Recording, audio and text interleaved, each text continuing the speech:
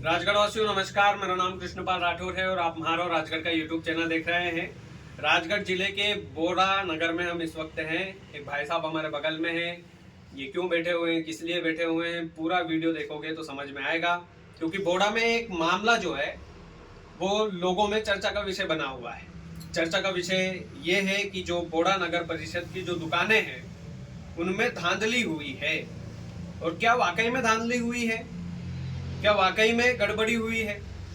और गड़बड़ी का आरोप जिस व्यक्ति ने लगाया है वो हमारे साथ में है। रामबाबू राजपूत इनका नाम है। रामबाबू भैया, सबसे पहले तो बहुत बहुत स्वागत है भाई साहब, बहुत बहुत धन्यवाद आपका। आप यहाँ तक आए हैं इसके लिए मैं आपको बहुत बहुत धन्यवाद दूंगा। रामबाबू भैया, पहला सवाल तो मेरा यही है कि ये जो धांधली का आरोप है जो आप लगा रहे हैं, ये किस कारण से आप लगा रहे हैं और इस आरोप में कितनी सच्चाई है? सर, वैसे तो पूर्ण तरीके से सच्चाई है। राज्य शासन के नियम अनुसार एमपी टेंडर्स पर सन 2024 को 2 फरवरी 2024 को मैंने एमपी टेंडर्स के माध्यम से 3 दुकानों की नीलामी लगाई थी। उसमें मेरी दुकानें स्वीकृत हो चुकी हैं। 8/7/2024 को परिषद का सम्मेलन हुआ, उसमें 8 पार्षदों की सहमति से मेरी दुकानें स्वीकृत हो गई। उसके कुछ दिन बाद मैंने इनसे राशि जमा करने के लिए निवेदन किया। लिखित में बाकायदा मैंने सीएमओ साहब को दिया। इन्होंने मुझे कोई जवाब नहीं दिया उसके प्रति। फिर मेरे को एक दैनिक समाचार के माध्यम से 17 दिसंबर को एक पता चलता है कि आपकी दुकानें रद्द करके नगर परिषद ने दुकानें रद्द कर दी है, नई निविदाएं बुलाई गई ऑफलाइन के माध्यम से। श्रीमान जी, इसको लेकर मैं उच्च न्यायालय पहुंचा। वहां पर मैंने याचिका दायर की। तो याचिका की अभी प्रक्रिया चल रही है। इसमें 8 जनवरी को नगर परिषद की तारीख लगी हुई है। अब देखते हैं श्रीमान आगे क्या होता है। रामबाबू भैया, इसमें 2 सवाल और है। इसमें मैं अध्यक्ष मैडम का भी वीडियो मेरे पास आया है, उसमें वो सीधे आपके आरोपों को निराधार बता रही है। तो आप इस बारे में क्या कहेंगे? देखिए भैया, जो अध्यक्ष मैडम जो बोल रही हैं वो पूर्णतः गलत बोल रही हैं। मैंने बकायदा नगर परिषद को सूचना दी, उसकी रिसीविंग भी ली। और माननीय अध्यक्ष महोदय बोल रहे हैं कि रामबाबू राजपूत द्वारा परिषद को राजस्व हानि पहुंचाई जा रही है। श्रीमान, मैंने राजस्व हानि नहीं पहुंचा रहा हूं। मैं राजस्व के लिए इनको बार बार राजस्व जमा करने के लिए मैं इनको निवेदन कर रहा हूं, लेकिन मेरे राजस्व की राशि स्वीकार ही नहीं कर रहे हैं। स्वीकार नहीं करने का कारण पर्सनल तौर पर कुछ पहले अनबन हुई, इनसे क्या कारण रहा है? स्वीकार नहीं करने का कारण इनका एक देवर है, परिवार में देवर है जो सांसद प्रतिनिधि गौरव जायसवाल करके, उसने मुझसे 6 लाख रुपए रिश्वत मांगी थी इस दुकानों को स्वीकार करने के लिए, जिसकी मेरे पास बकायदा क्लिपिंग है। और जिनके सामने मांगा वो लोग भी मेरे साथ हैं। उस 6 लाख रुपए नहीं देने के कारण इन्होंने मेरी दुकानों की राशि स्वीकार नहीं की। नहीं तो पहले स्वीकृत हो चुकी थी सब जगह पे? बिल्कुल सर, परिषद की बैठक में स्वीकृत हो चुकी है। प्रोसेडिंग जो इनका रजिस्टर होता है उसमें चढ़ चुकी है। सारी सब जगह वो व्यवस्थित है और बकायदा राज्य शासन के नियम अनुसार जो टेंडर प्रक्रिया है उसमें पूर्ण हो चुकी है। तो हाईकोर्ट में अपील आपने लगाई है, याचिका आपने लगाई है, उस पर कोई सुनवाई अभी तक हुई है कि अभी बाकी है? अभी सर सुनवाई 8 जनवरी को होना है उस पर। उसमें 3 लोगों को पार्टी बनाया है, माननीय कलेक्टर महोदय को, सीएमओ जी को और प्रमुख सचिव जी। मतलब जो राजगढ़ के जिला कलेक्टर से लेकर ये लोग भी, इन लोगों से भी सवाल जवाब किए जाएंगे उसमें? बिल्कुल सर, जो न्यायालय का नियम है उस प्रक्रिया से सारी व्यवस्थाएं चलेगी, उस प्रक्रिया से चलेगी। रामबाबू भैया, ये जो आरोप जो मैडम ने लगाया है वो बिल्कुल वाकई में निराधार है, उसमें कोई सच्चाई नहीं है? बिल्कुल निराधार है सर। वो क्या है, हमारे बोड़ा के नगर के विकास के मामले में भी आप देखा जाए ना तो यहाँ की जनता से भी आप पता करेंगे ना तो नगर इनका 2.5 साल का कार्यकाल में इन्हें एक काम नहीं किया, एक काम गिनवा दे। ये पूरा नगर को, ये सिर्फ भ्रष्टाचार के चक्कर में नगर को बर्बाद कर रहे हैं। बिल्कुल, मैं रामबाबू भैया इस बारे में भी तलाश लूंगा, लेकिन दर्शकों को वो वीडियो जरूर मैं दिखाना चाहूंगा जो रामबाबू जी पर जो आरोप लगे हैं और जो अध्यक्ष मैडम ने जो आरोप लगाए हैं बोड़ा नगर परिषद की। और अध्यक्ष मैडम ही है कि यहाँ पर उनके हस्बैंड वगैरह हैं अध्यक्ष? श्रीमान, अध्यक्ष तो निकिता जायसवाल जी हैं, लेकिन अध्यक्ष जी सांसद प्रतिनिधि गौरव जायसवाल करता है, जो जिसपे कई बार यहाँ के नगरवासी और जनप्रतिनिधियों ने भी इस पे कई बार भ्रष्टाचार के आरोप लगा चुके हैं। बाकी जो मैडम ने आप पर आरोप लगाए हैं वही वीडियो में दर्शकों वो वीडियो आप देखिए। राम जय श्री राम। मैं निकिता जायसवाल, अध्यक्ष नगर परिषद बोड़ा। दुकान नीलामी को लेकर जो अफवाहें श्री राम बाबू राजपूत के द्वारा फैलाई जा रही है वह पूर्णतः गलत है।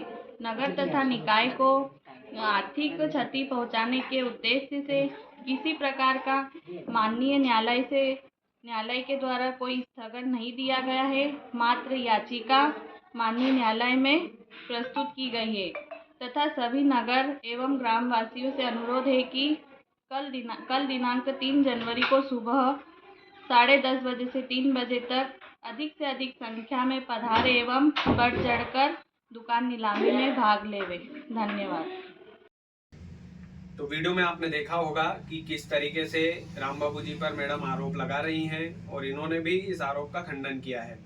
देखिए, इसमें दो चीजें हैं। इसमें अधिकारियों का क्या कुछ कहना है वो भी आपको इस वीडियो में हम आगे दिखाते हैं कि अधिकारियों की जब मीडिया कर्मियों द्वारा बाइट ली गई, उनसे पूछे गए सवाल, तो इस पूरे मामले पर अधिकारियों की लॉबी क्या कुछ बोलती है वो भी एक बार जरा देख लीजिए। नगर पालिका परिषद में आज दुकान की नीलामी हो रही है, तो क्या प्रक्रिया के तहत हो रही है और कितनी दुकानों की नीलामी हो रही है? आज जो दुकानों की नीलामी है हमारी 3 स्थानों पर है जी।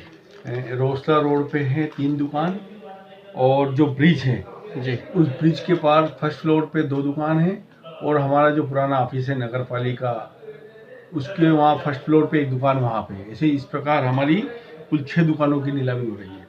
ये 3 दुकानों के संबंध में जो दुकान क्रमांक 1, 2 और 6 का जो मामला है वो क्या मामला है? मतलब इसमें पहले भी कई बार उसमें टेंडर प्रक्रिया अपनाई गई है। इसमें क्या है, पहले हमने सबसे पहले जो नीलामी करी थी वो ऑफलाइन करी थी। वो ऑफलाइन में हमारे पास 16 लाख, 15 लाख, 20 लाख इस प्रकार से राशियाँ प्राप्त हुई थी, और उस राशि के तहत हमने 8 दुकानों की नीलामी करी थी।